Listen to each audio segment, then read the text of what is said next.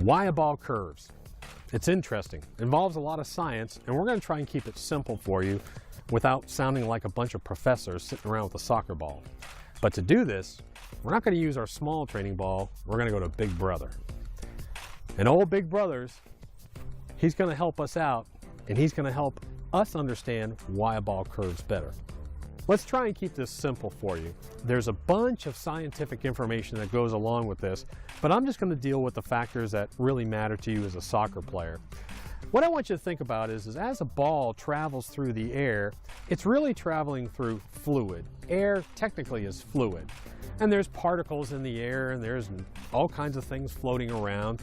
And as it goes, if a ball is spinning, those things also come off to the side. So the ball is going through the air and the air is spinning, and these little particles are actually coming along as a ball spins.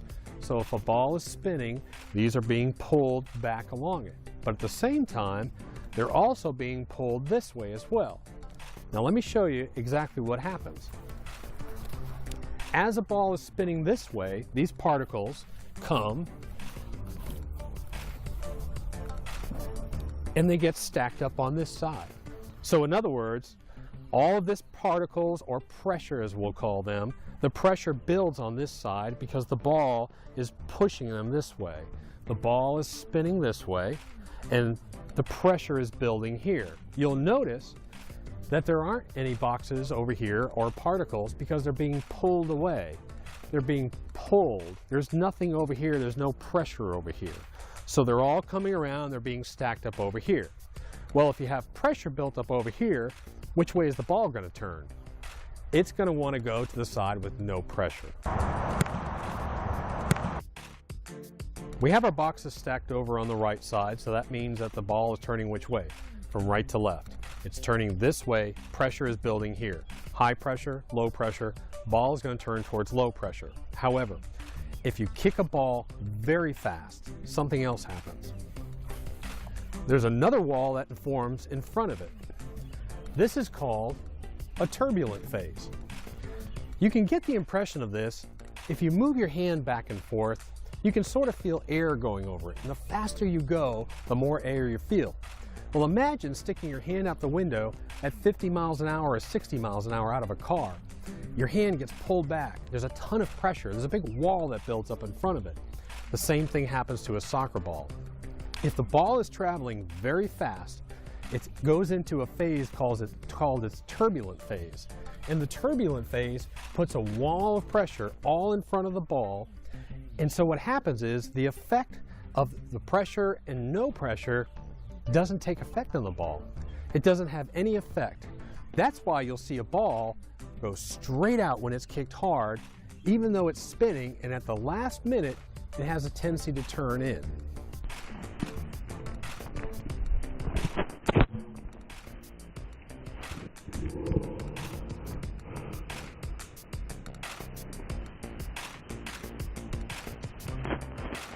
Again, kick a ball fast with spin, you have this massive wall in front. It overrides the low pressure and high pressure. At some point, it leaves the turbulent phase, and what happens is this wall breaks down. When that wall breaks down, now the difference in pressure can take effect. Traveling fast, the wall is up. It goes straight. As it slows down, the front wall breaks down, the opposite pressure takes effect, and it'll start to bend. So what does that tell us? That tells us if you want a long curving ball, kick it at a medium speed. Put a lot of spin on it, let it go at a medium speed, and it'll be a long curving ball. However, you can kick a ball very hard, have it go straight, and as it slows down, at the last minute, it'll turn in. That's the science behind why a ball curves. Pressure, no pressure. Going real fast, you have a wall built up. It neutralizes the different pressures. That's the science of a soccer kick and why it curves. Okay, we've learned why a ball curves, and it's essentially because the ball is spinning. And all we have to do now is we have to make this ball spin to get it to curve. So how are we going to do that? Well, if I was to hold this ball and I said, I want to make this ball spin, how do I do that? What I do is I simply just put pressure on the side of some sort and the ball is going to spin. I simply have to put pressure, a glancing blow of some sort on the ball to make it spin. But if I want to make it spin and go forward, what do I have to do? I have to do a glancing forward blow. Again, a glancing forward blow. The ball will go forward and it will spin at the same time. Now there's two things for this. Of course, torque, which is friction, and then an off angle or off center impact will also cause the ball to spin as well. So what we're going to do now is we're just going to demonstrate a couple different ways to actually spin that. So we approach from an angle, we strike the ball, and we allow our foot to actually go on an angle or a path that's outside of where we want to actually go. So when we come in and we strike, the ball will actually go forward and spin. And we can do that with any kick. We can do it with an angle kick. We could do it with inside of the foot. A lot of shooters that you see when it comes to free kicks now, they hop in and they strike the ball with the inside of that foot and sort of scoop it and put that spin on it.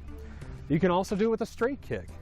If you come in with a straight kick and just kick off center of the ball slightly, you will then put torque and you will deflect the ball slightly and the ball will spin. Now remember, we talked about if you kick hard, the first distance while the ball's traveling fast, the ball's going to do what? It's going to be straight. It's not until the ball slows down, until that pressure difference builds up, that the ball will actually curve. So don't try and kick a real hard ball and expect it to turn in.